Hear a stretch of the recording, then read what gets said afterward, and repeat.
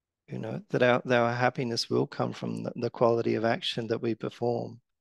And when you see BKs who are very, very focused and very attentive, and this year we had Sister Janti come not so long ago, and to watch the way that she engaged with people, she was paying attention to every moment, every word, every action. You could see there was just such a quality of attention. I think this is what, for me, this is what yoga is. It's the quality of attention that we bring to everything that we do. And it's wonderful when you see, you know, these souls who pay such a quality of attention. And for me, I get a hint of how Brahma Baba must have been. Just really being absolutely present and very attentive. Yes. Thank you, brother. This was really a very beautiful session. And in the interest of time, can we request you to conduct a small meditation for all of us? Absolutely. Thank you.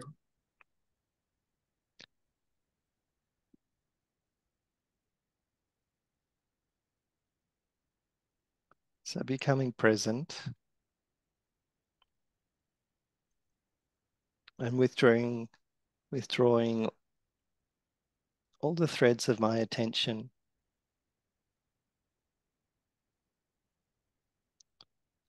slowly and gradually and very naturally,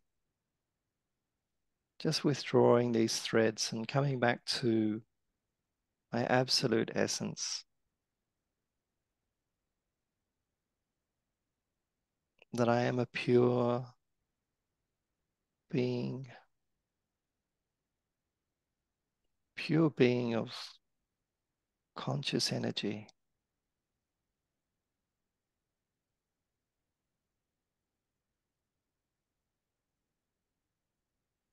And coming back to that essence, sitting in the feeling of being a star.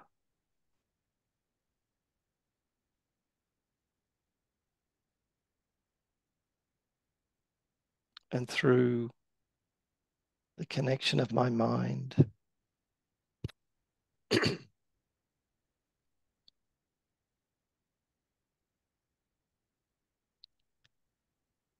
remembering Baba, the one who is the remover of sorrow and the bestower of happiness.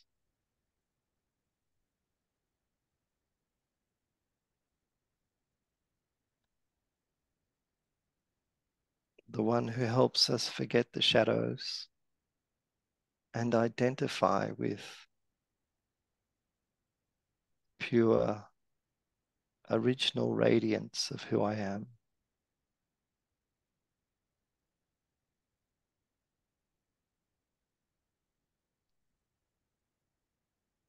And as I sit,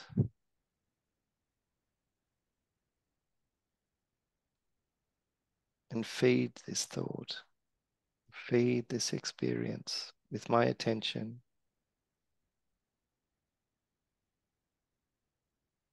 it's like the volume and the intensity of this, the brightness increases.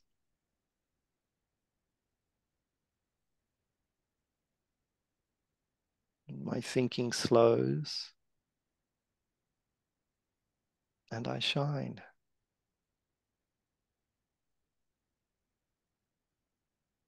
My Baba is a radiant light, and I am becoming the same.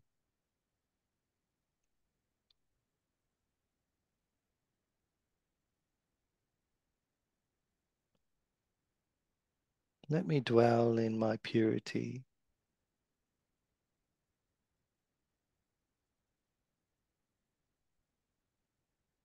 And just as a flower naturally gives off fragrance,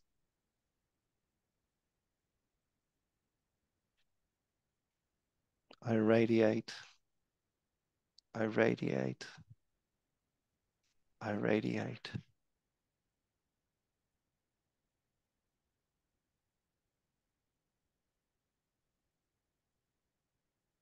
And let me hold this awareness as I travel through the day. When I remember, let me stop for a moment. Let me free myself from doing and come back to my being, my original essence and my purity.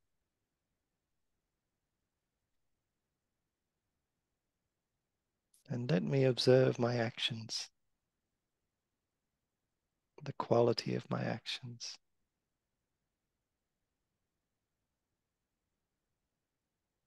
First, last, and always,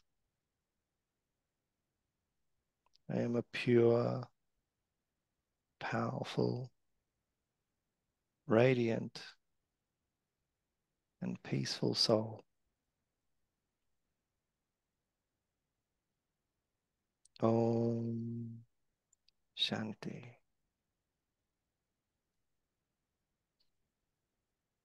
Om Shanti, and thank you, brother, for the very wonderful session and very beautiful meditation. Thank you, Divine Family. Thank you, Baba. Have a great day ahead. Thank you all.